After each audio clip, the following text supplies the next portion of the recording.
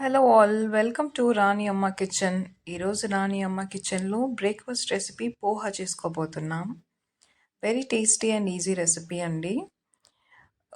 Please subscribe to our channel అండి, రాణి అమ్మ kitchen.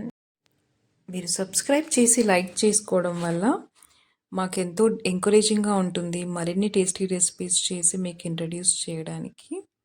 ఇప్పుడు మనం పోహా చేసుకోవడానికి ప్రాసెస్లోకి వెళ్దామండి. ముందుగా స్టవ్ మీద ఒక బాణీ పెట్టుకొని అందులో 2 టేబుల్ స్పూన్ల నూనె వేసి, నూనె వేడెక్కాక ఒక అర టీ స్పూన్ ఆవాలు, అర టీ స్పూన్ జీలకర్ర వేసి వేగనివ్వాలి.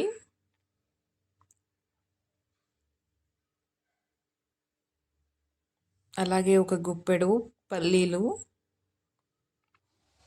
2 పచ్చిమిరపకాయ ముక్కలు,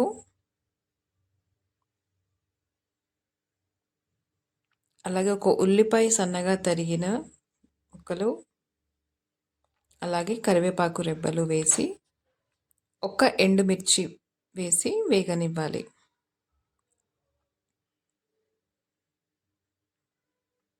ఇప్పుడు అందులో ఒక అర టీ స్పూన్ పసుపు కూడా యాడ్ చేసుకోవాలి. ముందుగానే మనము అటుకులని శుభ్రంగా కడుక్కొని వాటర్లో ఒక 5 నుంచి 10 నిమిషాల వరకు నానబెట్టుకొని నీళ్ళన్నీ వార్చేసి తీసి పెట్టుకోవాలండి. ఇప్పుడు అది మనం దీంట్లో యాడ్ చేసుకోవాలి.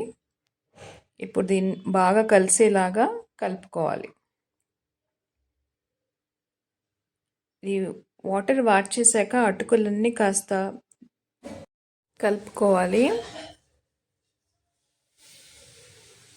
ఇలా కలుపుకున్న తర్వాత ఇప్పుడు ఇందులో రుచికి సరిపడా ఉప్పు వేసుకోవాలి. అలాగే అరచెక్క నిమ్మకాయ పిండుకోవాలండి. పోహాకి నిమ్మకాయ టేస్ట్ అండి.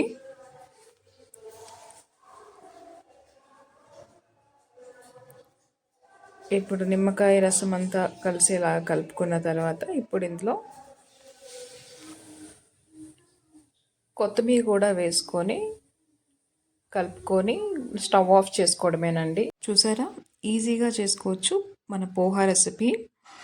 మరిన్ని టేస్టీ రెసిపీస్ కోసం రాణి అమ్మ ఛానల్ని సబ్స్క్రైబ్ చేయండి, లైక్ చేయండి, అలాగే షేర్ చేయండి, కమెంట్ చేయండి.